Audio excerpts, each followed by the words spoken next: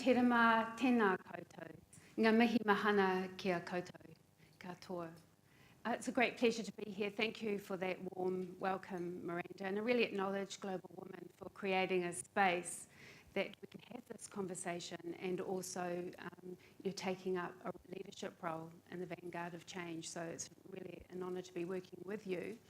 And especially wonderful to have our speakers here today. So welcome. I thought rather than me introduce you, we'll do the time-honoured tradition of a little mihi mihi where you work through the process yourself. So just maybe for everybody, a little bit about yourselves and what brings you here to this moment and what really perhaps is something that's really alive in you about diversity and inclusion and what Miranda has outlined. Tēnā koutou katoa e mihi mahana kia koutou te whānau I taimai tēnei rā.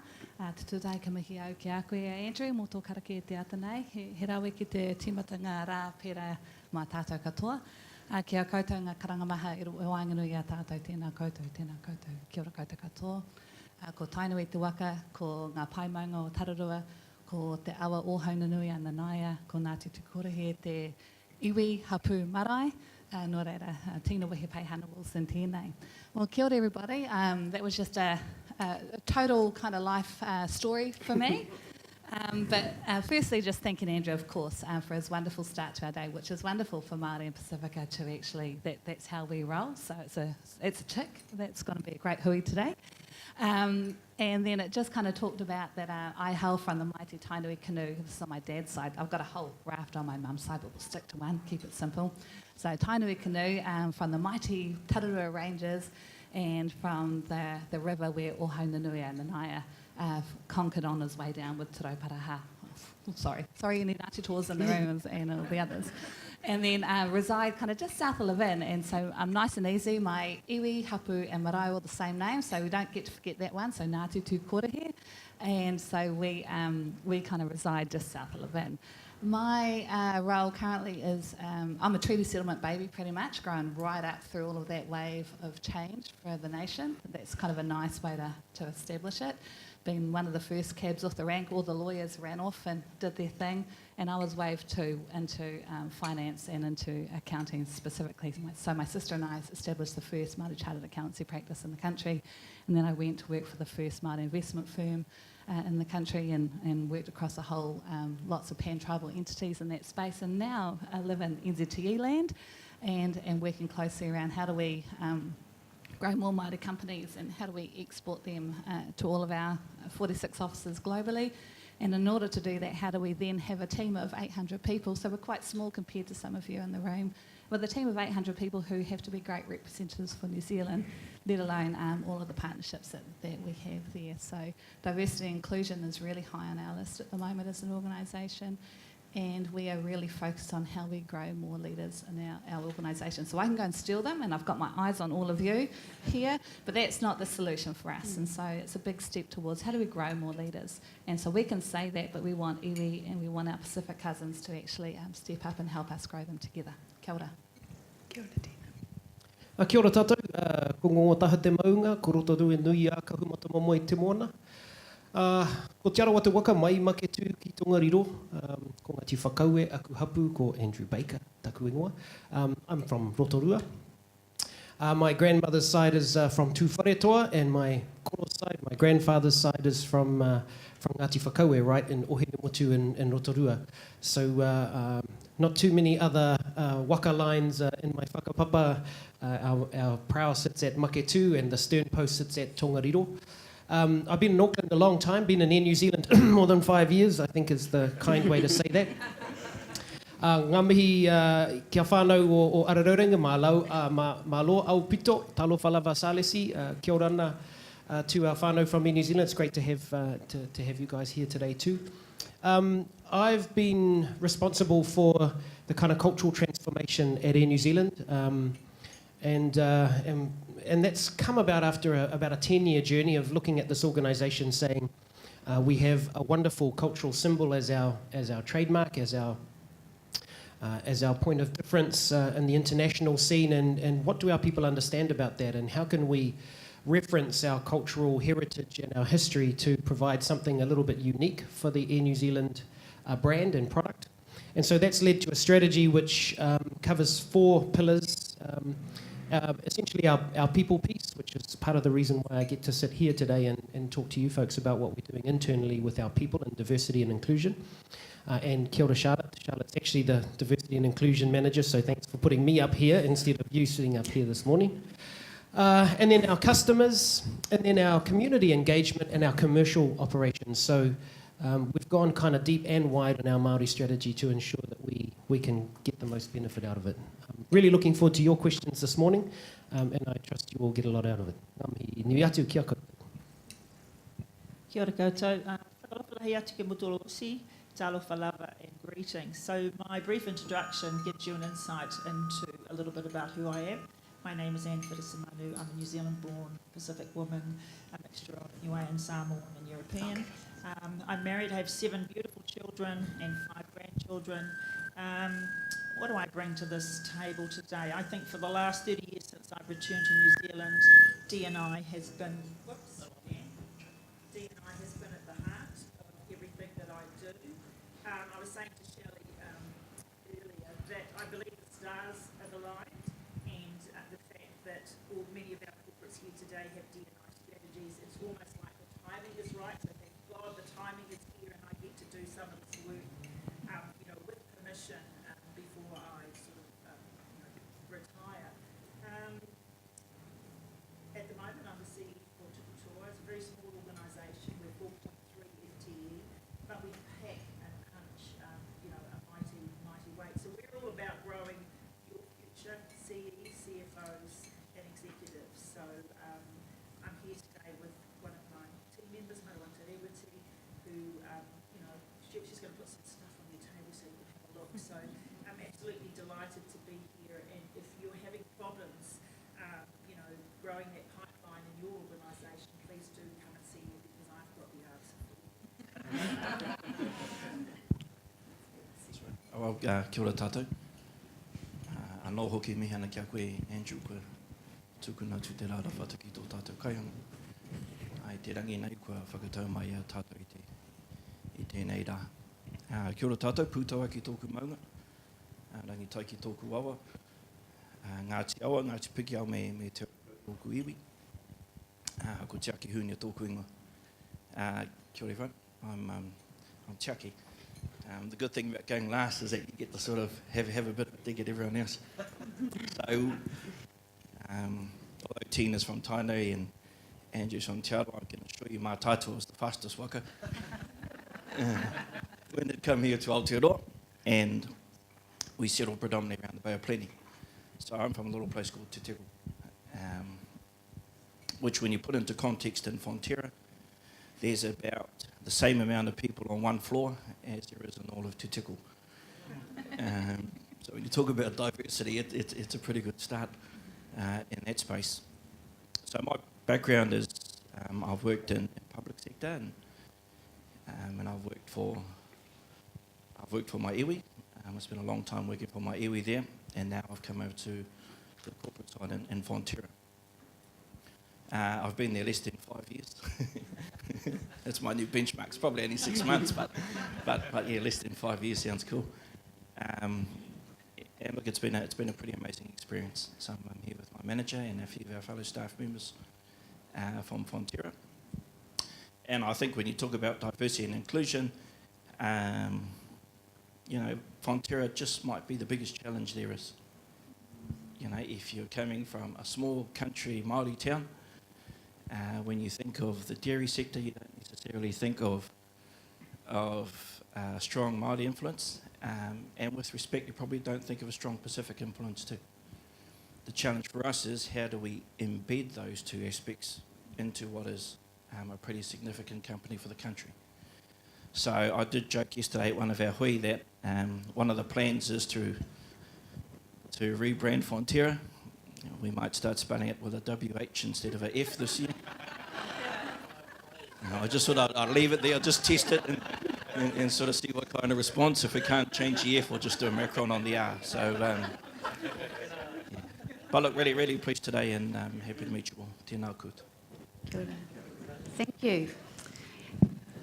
So I've got some questions that we've prepared for our panellists, but I really encourage you that as you're listening to capture any questions that you might have, and we'll create some time at the end of this so that we can hear from you as well. So it's very iterative and interactive. And I should also add that I'm Ngāti Kahungunu Ki Wairua, just to add to our diversity here. And Tau Pōtiki, who I'm descended from, travelled down the east coast of the North Island on his way to the south. And I've often thought how he would be described in today's terms, and I suspect he'd be called a player. So I think I'm just adding a little bit more diversity into the people here. So I thought I was reflecting on this morning's conversation, and this wonderful quote by Maya Angelou came to me, and she talks about the benefit of diversity and inclusion. And Maya Angelou says, "In diversity there is beauty and there is strength. We should all know that diversity makes for a rich tapestry, and we must understand that all the threads of that tapestry are equal in value, no matter their colour." So I thought that was a really powerful way of opening our conversation, because by valuing and practicing diversity and inclusion, New Zealand businesses do have an opportunity to be an example for the rest of the world. And the world needs this. So it's an opportunity, but it's also a challenge. As Miranda said, we're looking at significant demographic shifts, but in actual fact, there is a leadership and management deficit within New Zealand companies and organisations. So my question for the panel is, what are some of the most pressing issues for Māori and also for Pacific in the workplace? What strategies have you seen that have been working and what is not working? And any thoughts about what can be done? So maybe, Tina, if we just kick off with you and popcorn it from there. I always want to say Shaka Khan every time I get a microphone in my hands. What are some of the strategies that have been working or not working? I think, so what tended to happen in a lot of our eras outside of the, pre-corporate space, was that we put a big emphasis on governance. And so diversity started to take play in the governance across Crown agencies and all those types of things, and bigger companies like, not quite the Fonterras, but the other kind of entities. So we saw a rise in our people going to that space. And, I was 30 when I took my first governance role, because I ticked a box. I was Māori, tick. Female, tick, and I had a young card and I had finance in my scale. So we quite look at boxing people, and we try and fit some things to suit. I think we're near on doing the similar thing within our management realms within businesses too. We're trying to find things to fit people into and make those some of the strategies as to how we can roll that out. There is no right or wrong way to do this, but I think if you've got a strategy for Māori people and you've got a strategy for Pacific people, you need to have Māori and Pacific people in the tank to actually give guidance to that. And no disrespect to our non-Māori or other, but non-Pasifika, but you can't do something that you're not quite sure about how to do yourself as well. And so we need to make sure that you've got the right people there giving guidance, and leading the charge as well is really important. A lot of our stuff, we will end up being in the second or third tier. We won't be at the leadership level. So then we're still requiring somebody else to give us a tick box as to whether this is the right or wrong thing to do. It takes time to make that change at the head of the fish. So that's some of the things and the challenges that organisations have. I'll take a breath. Okay. If I put my intern's hat on, I think the sort of things that they would say if they were here are visibility. They don't have visibility. So when they come into a corporate, they don't see people like them. Perceptions, assumptions, these are things that I think are barriers, because they're coming into corporates and what they think you understand them to be is what's in the paper, which we know is so not true. Strategies at work, I agree with everything that Tina has said. They need to come from the top. They need to be led with heart as well as head. They need to be resourced. They need to be not just spoken, not just on paper, they need to be felt. It's all very well to have a strategy that's about increasing numbers for Māori and Pacific, but if the Māori and Pacific doesn't feel the organisation, and I see some heads nodding, they won't stay. So, it's about, you need to be intentional with these strategies. It cannot be a tick box exercise anymore.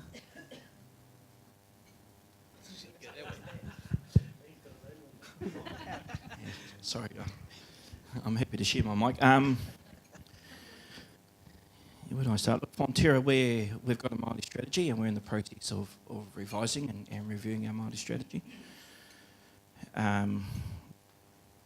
We've got a very big Māori workforce and we're just about to go through an exercise and quantifying how big that is and where they are and what they do. And that's critical to me in my role. Why? To be able to find out not just how many people we have, but how can we move them right through the organisation.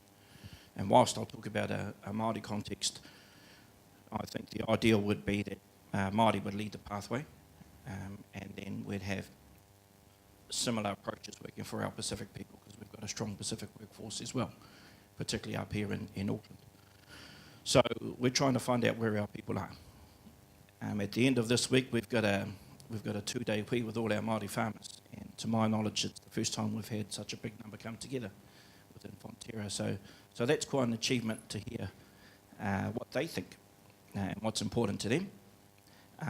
I can sort of guess what they might say, but there's nothing more important than our executive management team hearing from the actual people themselves and putting forward, and I'd expect to hear things like water, land, jobs, rural economic development.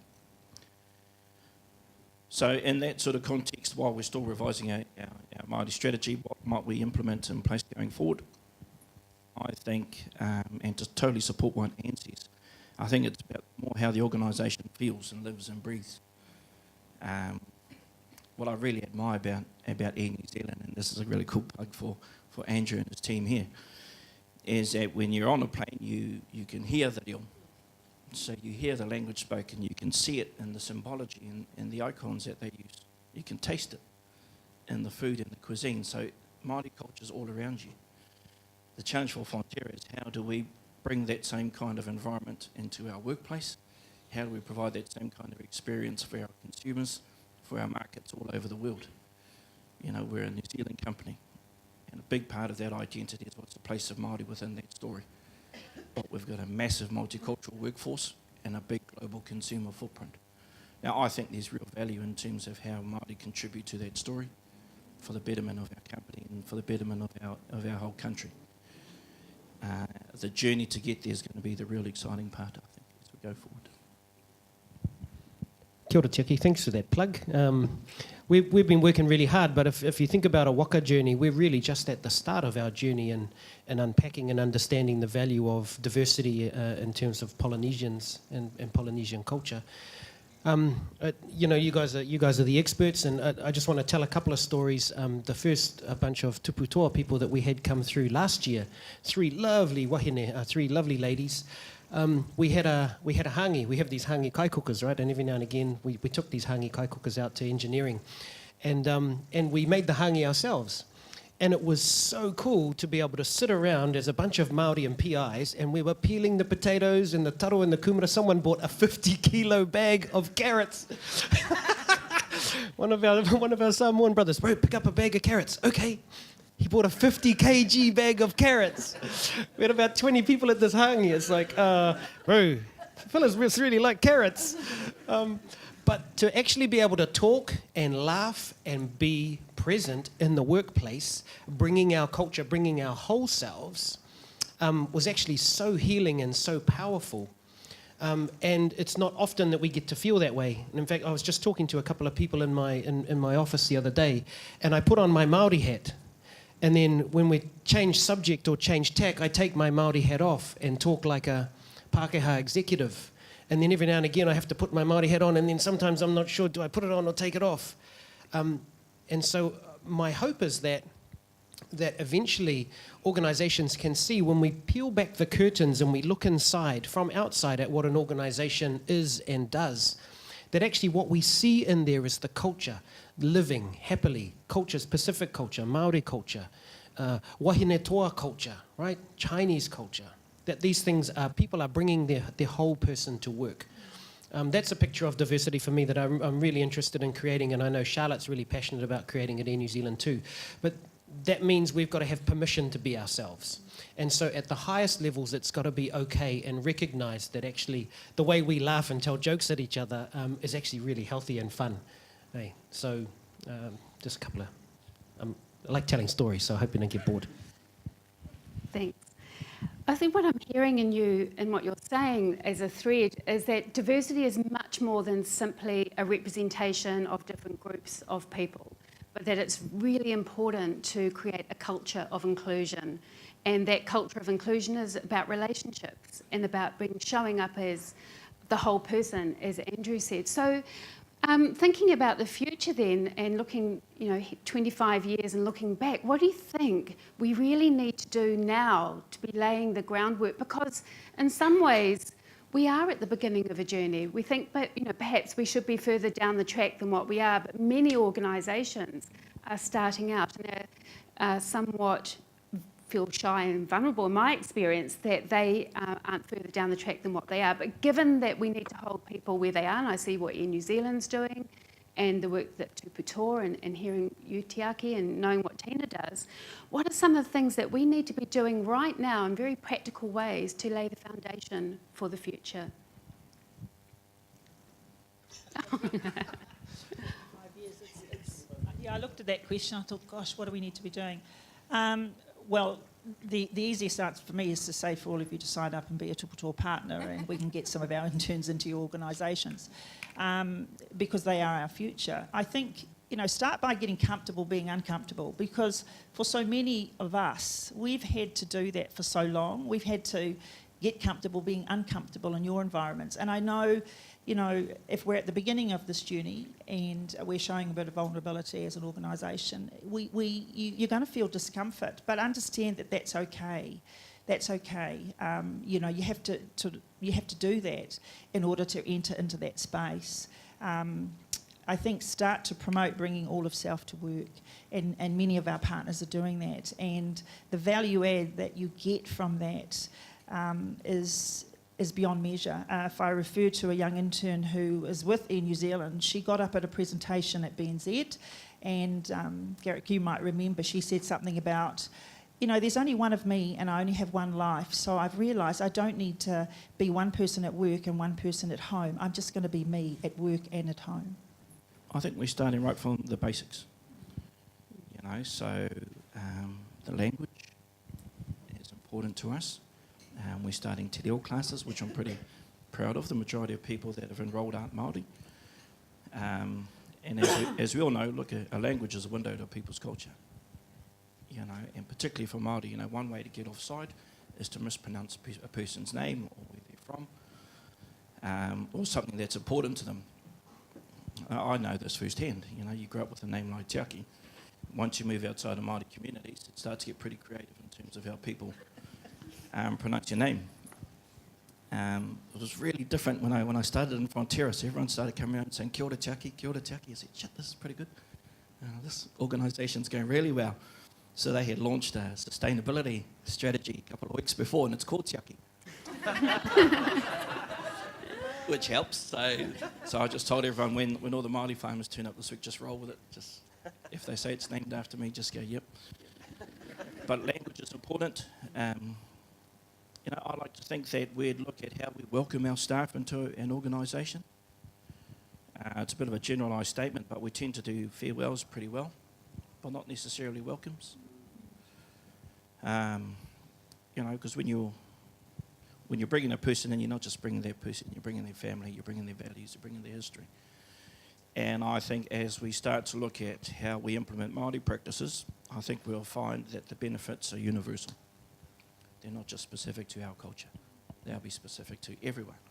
So how we welcome people in, how we make them feel, how we laugh, how we celebrate our differences and our similarities. I was thinking the other night, I think next year is probably the 20th anniversary where he sung the anthem in Māori. And that's only one generation. And if you go to any school today, every child can sing the national anthem in Māori and English. It's just normal. And I'd like to think that in 25 years' time, there'll be a whole heap of Māori and Pacific practices and customs that will just become normal. We probably wouldn't have to have a Māori strategy by then, because it'll be implemented within the fabric of each organisation here. Thanks, Tiaki. I should change up the order a little bit. I think if we want to get anywhere near where we want to be in 25 years, we need to do everything. We need to use te reo. We need to educate our executives. We need to infiltrate. We need to inform. We need to cajole. We need to push. We need to kick. We need to rattle the cage a little bit, is one of the terms we use here in Air New Zealand. And it's through this, not deliberately trying to make people feel uncomfortable, but for me, the journey at Air New Zealand is trying to demystify what for me is just such a beautiful and natural culture and the way that we engage with each other. It seems so scary and unapproachable for some people. And so my journey is really about giving up the culture, giving up the language, and actually not talking about Māori culture as a separate thing, but actually if you live in New Zealand and you were born here, or even if this is your new country, actually the culture is yours. Treat it with respect. You don't have to own it, but you know, there are so many beautiful things about this culture to embrace, not fear. So for me, the way that we go about educating people is to, manaki them, not tutor them or punish them.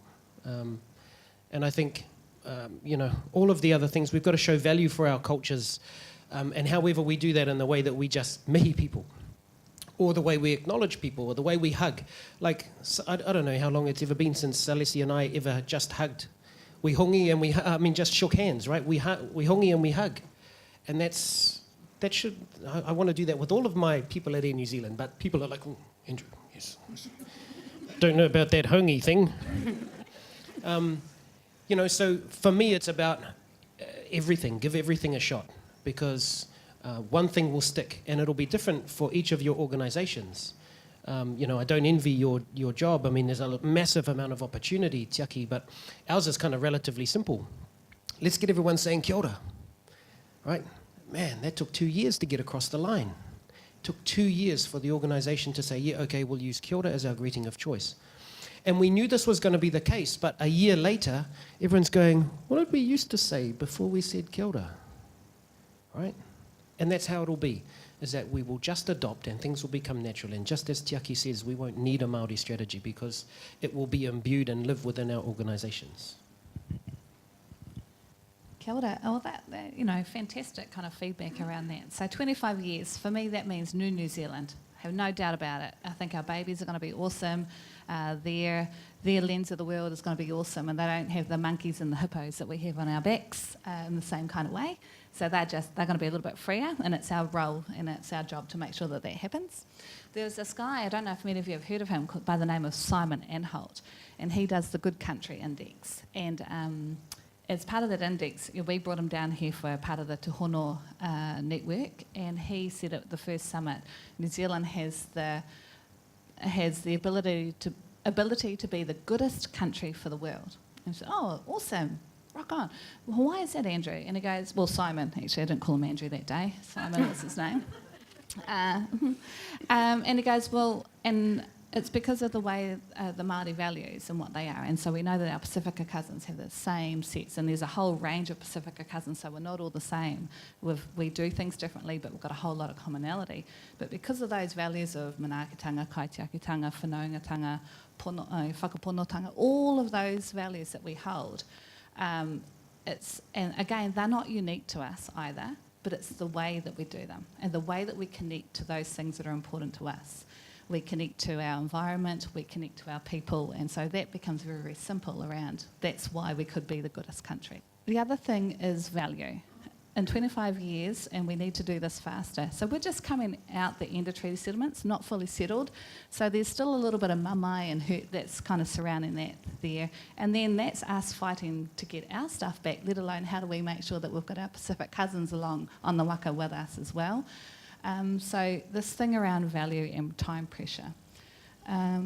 So we, just coming out of treaty settlements, we have to think long term because we're intergenerational, and we think in waves of kind of 7 at the very minimum. In average generations, 25 years. Shelley can correct me because this is more her field. But if you times 25 by 7, that's kind of what we think of as an intergenerational sense. Mainstream businesses don't seem to have that longer time horizon. So we've got to think long term, but we've got to act fast. And so that's the doing the everything piece. What we don't do in our organisations yet is value these skill sets that Māori and Pasifika and any of our diverse ethnicities bring to the table. So we love it. We'll get Andrew, drop the karakia, Tiaki, roll out of something, Tina, go do this, go do that. And what have you got for today? We don't value that in the job descriptions that we put in place. And if we don't put it in everyone's job descriptions, how do you start to acknowledge the skill sets that other people have and to actually then others want to be on board and actually aim to do that? And I'm not just saying all Māori or all Pacific peoples do those things. It's actually how do we give some value to it so all our people want to have those skill sets and capabilities and competencies. So that's a very important thing, I think, for people managers. How do you embed those competencies into everyone's JDs? The inclusion piece is extremely important. So we're better at the incoming rather than the outgoing tiaki. So I think there's stuff we can all learn from each other there. So we do an induction. I just come off induction week last week. We have about a 20% turnover in staff annually, and so that's a lot of people around the organisation.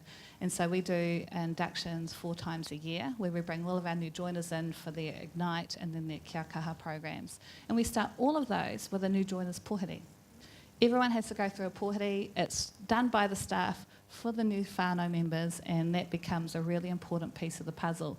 And yes, it's the one time that they get to hungi, hug and kiss all their workmates, and it's all totally okay. So it's a really nice and fun thing and very, very warm, and it changes people and it changes the organisation, it changes how they feel in it. And then we roll through induction, and then we take them on a 2-day noho marae, which is around understanding New Zealand's challenge, that the Māori story within that, but why do we have a Māori strategy, and then what can they do about growing New Zealand in the places that they represent. So they're really, really big things. But again, I'm very confident that New Zealand will be awesome. We're having these discussions. We never had to have them. We had to have them behind closed doors, and we had to fight for our stuff. I think we're willing to share too, remember. So it's not been all one-sided. We've been very closed doors ourselves because it's been so precious to us, and every time somebody takes something from us, they break it.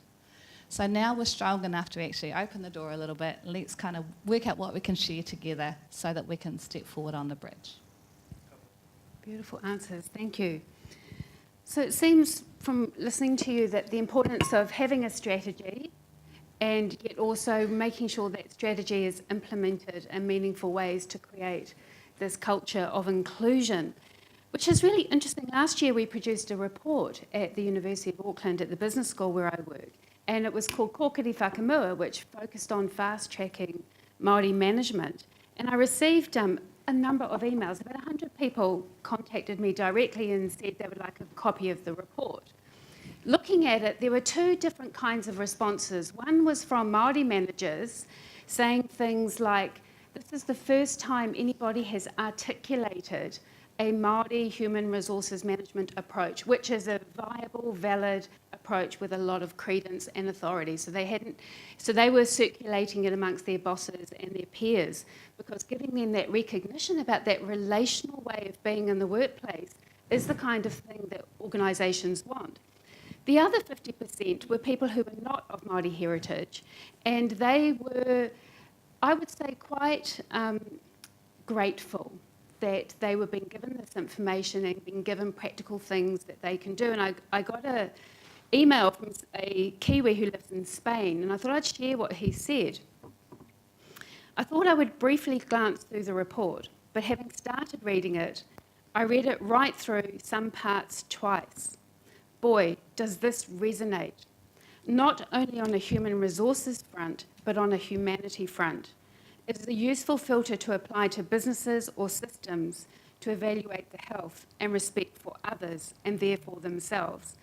And he's a senior consultant that works across Europe. And it strikes me that what we're talking about here in terms of the tangas, manaakitanga, kaitiakitanga and so forth, and the beautiful Pacific cultural values, that we're not just talking about an ethnic approach, we're talking about a way of being in business that can be the bedrock for organisations. Is that actually achievable, or is that idealistic thinking?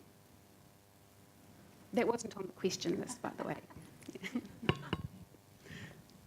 want to have a go? Shelley, I read that report and, I really kind of thought, wow. And I was talking to you earlier today and I thought about, my grandparents and all of their friends and families that came here from, the many Pacific Islands to work and to support the factories of this country. And my grandmother and my mother both grew up as sewers in a linen factory in Lawn Street, Auckland. And I remember going there as a child in the school holidays. And the factory was full of Pacific women, but the supervisor was Pacific. And it made me think of the meatworks and the car plants. The supervisors had to be Pacific. And now it might have been the Pākehā that owned the business, but the supervisor was Pacific. And why is that? It's because they understood everything in your report. They understood the holistic approach to managing people. It worked back then, so why won't it work now? When I read the report, it spoke to, allowing managers to bring all of themselves into their managerial role. I also thought about something Tiaki was talking about.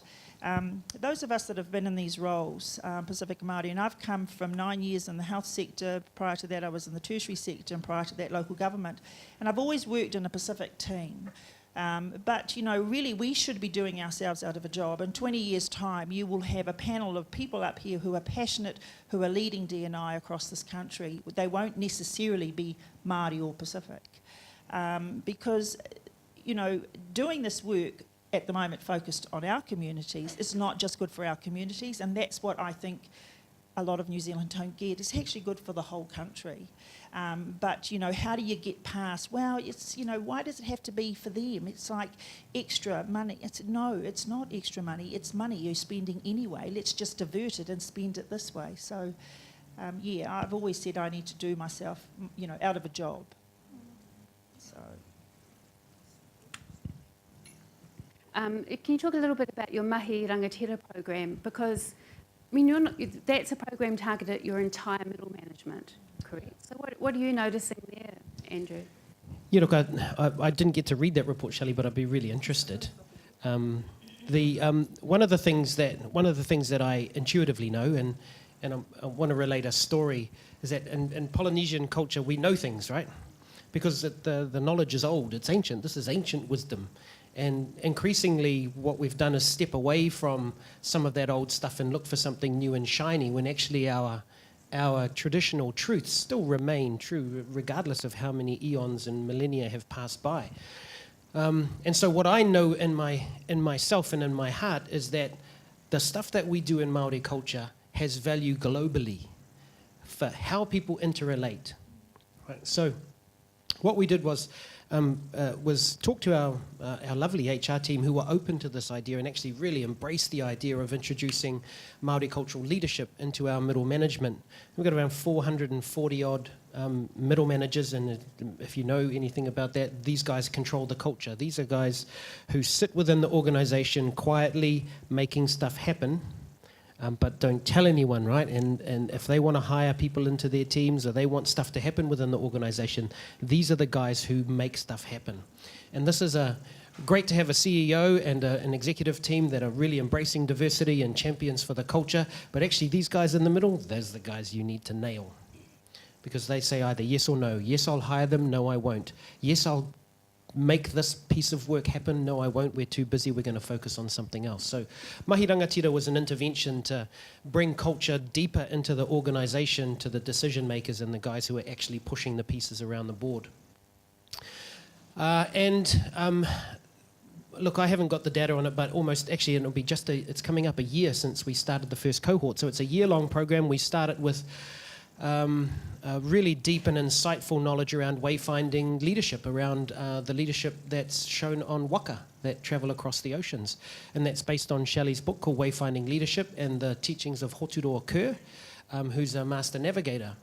And some of these teachings are just so simple but so powerful. And you can, people are welling up with tears in this leadership course. And we've woven Māori culture thread all through this this leadership program, and one of the really cool things about it is that each kind of little cohort within each intake is managed by a senior leadership member. So we kind of rolled out a little bit of a rough number that by the end of 2 years, we should have almost 80% of our senior leaders and our middle managers run through this Mahi Rangatira program. And the cultural piece was a little bit scary for us, I think, to introduce into these people, but by and large it has been super embraced, and people really are feeling a whole lot more confident and comfortable with cultural concepts and value concepts and seeing the world through a slightly different lens. So yeah, thank you, Shelley. It's been a really powerful. I think it will eventually be, along with all of the other interventions that we've got in place, a really powerful thing to move people along the journey to being more open to experiencing and understanding cultural difference. Cool, thank you. I don't know whether I answered the question. No, you do. No, what I take from that is, there's a lot of confidence that we can draw from in terms of being able to confidently move forward and build a culture based on these values, share the culture, bring people along with us on the journey. Tiaki, did you want to comment? Sure, look, I think, and I've seen the value of culture in terms of connection and engagement, and how that drives value through business and through relationships and through our international footprint. So I had the pleasure over the last sort of 8-9 years going on a couple of ministerial delegations with some of our Māori ministers. And if you've ever seen them operate, particularly in Asia, and how they create that connection and create that relationship first and foremost, and they really emphasise that. Get that connection done first, and then discussions about business and political matters will come much further down the line once you have that trust. Those kinds of interventions can apply across the whole country. And I think that's a pretty special thing. We've talked about New Zealand Inc. We've talked about Māori Inc., which was sort of Māori designed for Māori benefit. And then we see over recent times the discussions around Aotearoa Inc., which you can sort of loosely translate Māori-led, Māori designed for New Zealand benefit. And I think that'll really start to resonate and grow more and more into the future. New Zealand's still a relatively young country. We might have some of our people here that have been here for hundreds, 1,000 years, some that have been here for a couple of hundred years, some that have been here for a couple of decades. So I still think, as part of that bigger discussion around our identity, we're still trying to work that out. But when we see what's the most poignant examples of New Zealand culture, particularly overseas, you'll often see it's a haka, or you'll see it's a song, either Pokare Kariana or something like that, which is cool. It's absolutely cool, but we shouldn't necessarily have to wait till we're overseas to celebrate that. And when you look at the All Blacks, they're a perfect example of a multicultural New Zealand, multicultural country that's got a strong identity that includes Māori history and Māori culture. So look, I'm eternally optimistic around the future, around the value of Māori culture, around Pacific culture, around broader Polynesian culture, and how that can add value to New Zealand. And I think it's a pretty exciting space and time to be involved in. Thank you. Yeah, and I think it's just an important part to note that we haven't even begun to work with our Pacific cousins properly yet. We've all been kind of lumped into the pot because we're all the same colours, and we're all quite beautiful people. And but so there's some real massive opportunity to be done together in that space, and we haven't really untapped what that could look like moving forward as a nation. I think we can do it, and we've got a breed them out strategy. I don't know if I jest, but it's a little bit true. And so they're all going to look like me going forward. There's a whole lot we're a melting pot of people, and both my parents are Māori and I look like this, and I was quite blondini for quite some time, and so there's no way of judging who is and who isn't now. So that the courage to opt in is going to be something that we want to grow in people, and the courage to be representing who you feel most connected with is really, really important. So that authentic ability to be who you are is going to be one of the most best things. Now, as leaders, we all know we talk about authentic leadership, and we talk about it in everything we do globally. Authentic leadership means a whole lot of leadership of self as well, so that's quite important. Tiaki spoke to the trade mission space or the mission space. We do. We lead culture to commerce is probably one of the strongest things. And it's common sense, right? So we want to go and meet people, see if we like them, want to go for a second date to see if we want to go out again, and are we going to get engaged, and are we going to get married, and what babies will we produce together? That is, in theory, a Māori thinking paradigm, and I'm sure it's actually very similar for our Pasifika whānau as well. It's long-term relationships. We're not in there for just the quick sell. That's the wrong approach to our value sets for business. It's actually, how do you allow us to set up those relationships that actually are more meaningful and transactional, beyond transactions going forward. There's this other thing that we think about a lot, and why it's a restrictor is fear. And so a lot of our non-Māori and non-Pasifika people are quite fearsome of what it means. So we have to make sure we bring them on the journey with us too. It's an inclusive approach, so that's extremely important. So it's quite a bit of a give from us. Pushing stuff out to the regions. Tiaki talked about Te Teko, and Anaru talked about, he's from Te Arawa and Tūwharetoa. So we have to take this thinking beyond the cities and the bright lights. It's got to go back out into those regions too, because if we don't start allowing that to manifest there, and whatever it will look like in those places, there's going to be challenges regardless of what we try and do as a nation. And then another reason why we all want this to happen, is that it's the thinking that the diverse people bring. So this is kind of hitting more our diversity and inclusion piece. Western thinking is Western thinking, and we all we're quite confident in what that can look like. And Māori and Pasifika are more akin to an Eastern thinking style. So there's some studies done on the Hokkaido people or the Ainu people up in Japan, and look directly into them and why they are good for that particular country and what that will mean. So it's collaborative, it's long-term, it's about people focus. So you want that type of inclusion at all those meetings that you have as well. So you want that diversity of thought, let alone diversity of culture, to be present. We will make this happen because there's a fourth industrial revolution coming. AI and AR all day. So the only points of difference around efficiencies will be the humans that are actually in the tank to give it that emotion, that EQ space. So I'm not fearful of any of that. I think that actually starts to point to where our true powers will lie. Thank you. And Pacific students at any one time, and AUT down the road also has many Māori and Pacific students. What I hear from employers is that they don't have enough Māori and Pacific graduates applying for their jobs. And one of the things I've noticed is that some of the criteria that organisations are looking for are very much based on merit and certain ideals of what competency look like. And yet Māori and Pacific cultures have a different idea about what success looks like in terms of relational warmth, of mana. So you've got one system operating more on merit, one operating perhaps more on ideas around what true mana looks like. So what are some of the ways that we can bridge this clash? Because even conversations with a lot of the professional services firms, their criteria is still in place. So there seems to be a bit of a disconnect here. Any thoughts?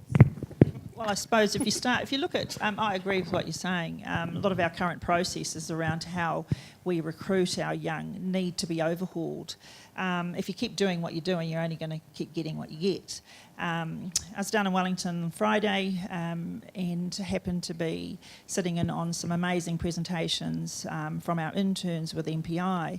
MPI said to me that they have they have a graduate program. They receive 700 applications, and of those 700, 0 to maybe 2 Māori or Pacific would get to the final selection. They've said that next year they will fast track our interns to the final 20. And I said, well, rather than fast track ours, just overhaul your process so that they'll get to the final 20 naturally. So I think many of our organisations need to look at how you're recruiting. With regards to Pasifika Māori, often our young people, they come to a job application process with a transcript. Sometimes those transcripts is attached, more than often, a story. So if you're an organisation that is focused on A pluses and B pluses only, what are you missing out on? Because for many of our young, they may have achieved Cs, but alongside those Cs, they may have worked full-time to support a family.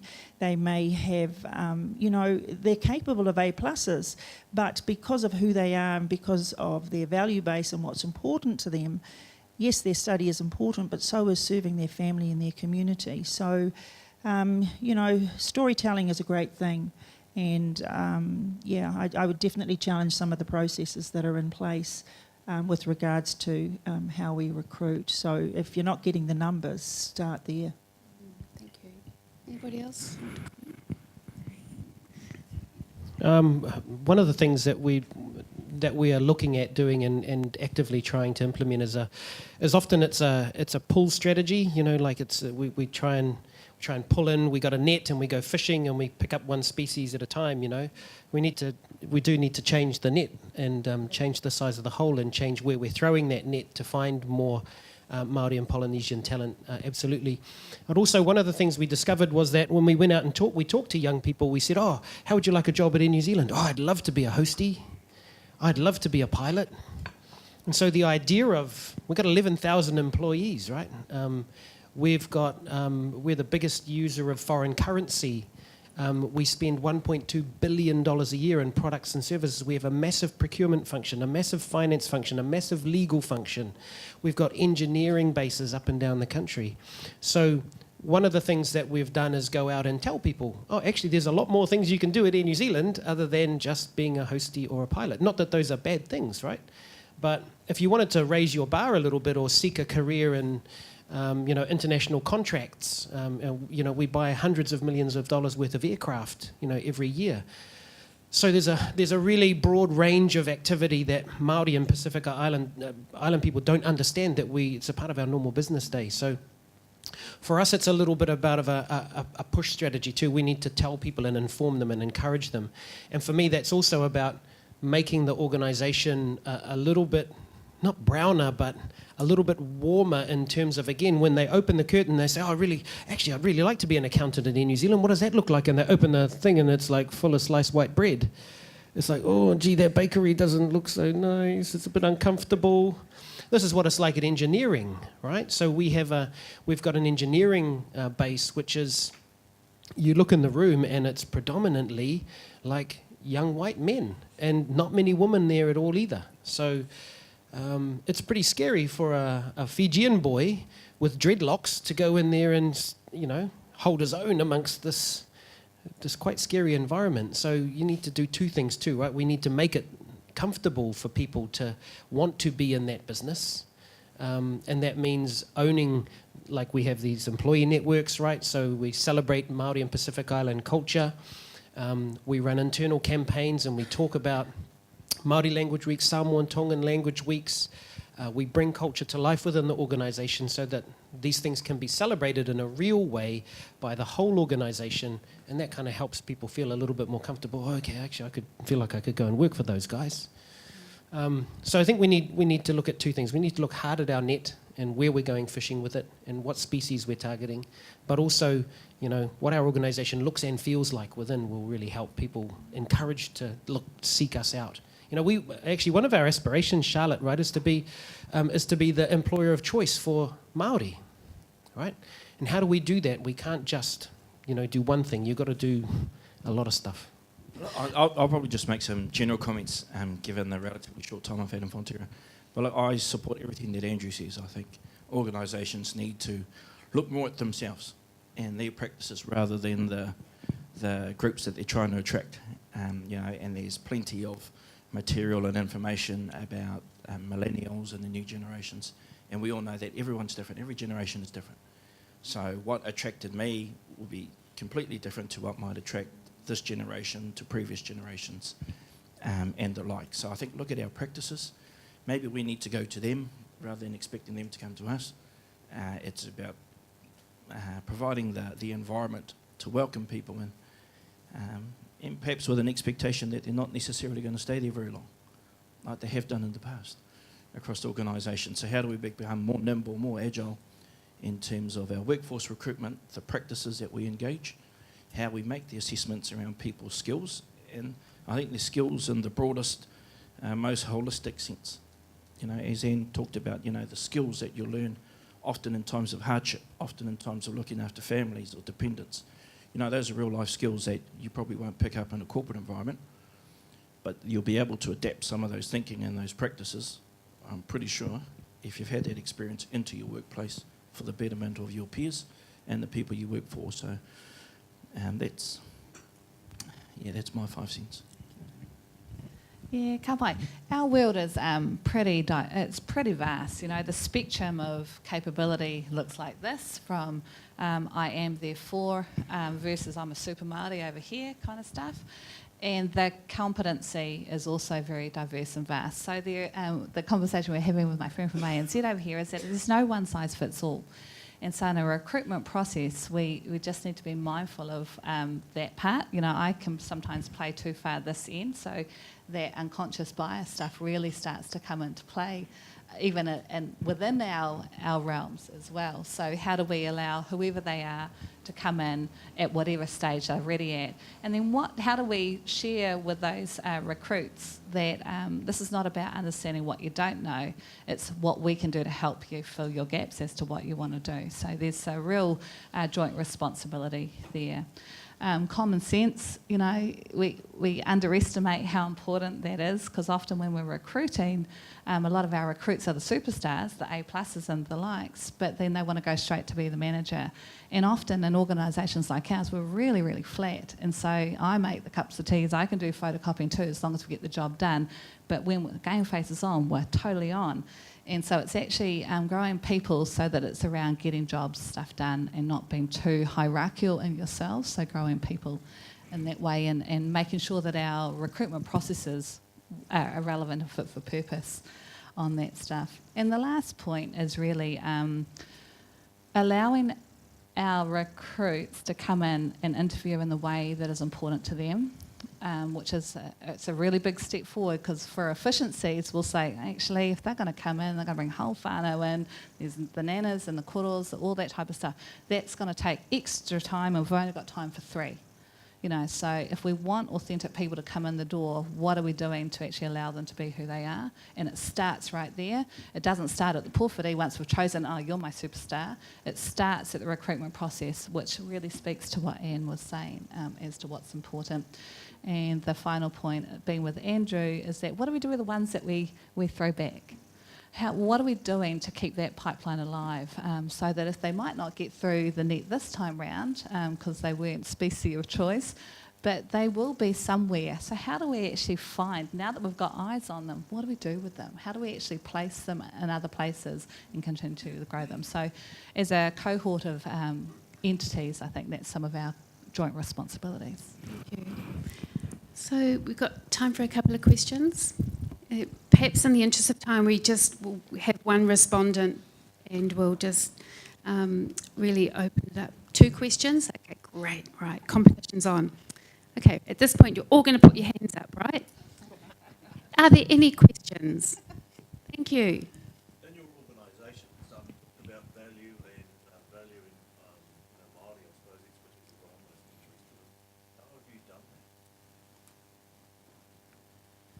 that? For me personally, I'm currently mapping that out. So I'm doing the scope across all of the organisation as to what's currently in play or what's not there, and then identifying and doing some consulting around what should Māori competencies be and which ones should we put into those jobs, descriptors that are going to be good for everybody.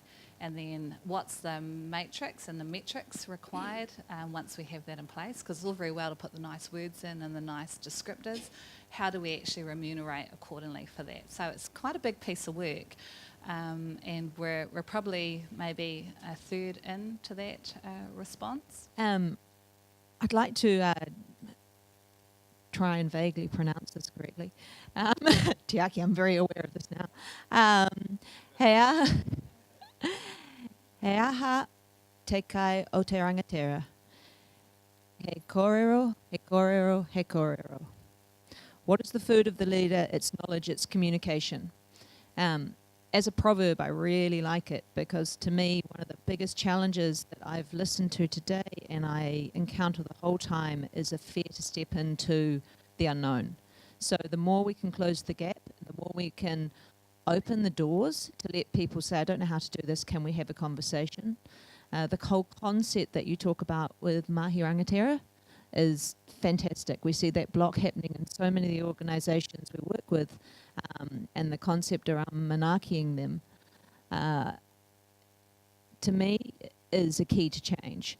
So we need to be inclusive in the way we both envelop, enable and support Māori and Pasifika into the workplace, but also in the way that we share that knowledge with those who are not Māori and Pasifika, because this is something we can only do together. And Aotearoa Inc. is the land I live in. It's the land I work in this job to promote, enable, and I would like to see prosper, and I think everyone in this room is standing, or sitting as most of the cases, here for and behind. So the answers that we heard today are really important, and the processes and the efforts that are going into actually changing the face of corporate New Zealand are incredibly important. Not to forget that we have an enormous SME population, and it's not just about the corporates. You know, I referenced the sports teams, the arts sectors. There's so many other sectors we actually need to see these populations coming through and much more diversity. And I think, to your point, they come from everywhere and they need to be everywhere to make a change, not just in corporate. So how we educate and how we bring people through and share the experiences we all have the luxury of having is really a challenge for us. And the farmers are a key part of that. So Tiaki, I'd like to be sitting on the fence that day because they're such an enormous part of the economy. So thank you very much. Oh, actually, and one of the things I did have to, so two people asked me before about a program that we do called Activate, and I was thinking, Tina, I think it was you that was talking about the, you have to be in the room. There's no point in a whole lot of Pākehā discussing how to work with Māori and Pasifika. It's really, really hard to do, take my word for it. I've stopped trying. If we're not in the room together, we can't make the right decisions. So we've worked really hard with our, particularly a large group of Māori and a small group of Pasifika leaders who are our members in our Activate program, which is a more middle tier management program that we have. The reason I've been asked about it is it starts in a couple of months, and interesting fact, we launched it last year, and the whole idea is to get particularly women over the line past this sort of that point where do I want to be a senior manager or not. What happened last year is we put out 6 scholarships, in particularly for Māori and Pasifika. In 1 week we had 70 applications. Brand new program, never done it before. The response was completely overwhelming from the Māori and Pasifika side. But what struck me was that the people who actually applied from a lot of the big businesses were not the Māori and Pasifika. So that was really disappointing. So as I sit in this room, you know, it's important to me that when we run programs or when we have gatherings, it's all about us learning together. So it's vital that we have a diverse group in the room. If you are interested, we are registering now. Please encourage your organisations to think about the diversity of the people they are pulling through the pipeline. And please put your hand up. You know, make sure that you guys are the change makers and that you're making a change. So I just have to put that forward. Thank you again to the full panel. Appreciate your time. Thank you for everyone coming this morning. Have a great morning and a great day. Kia ora.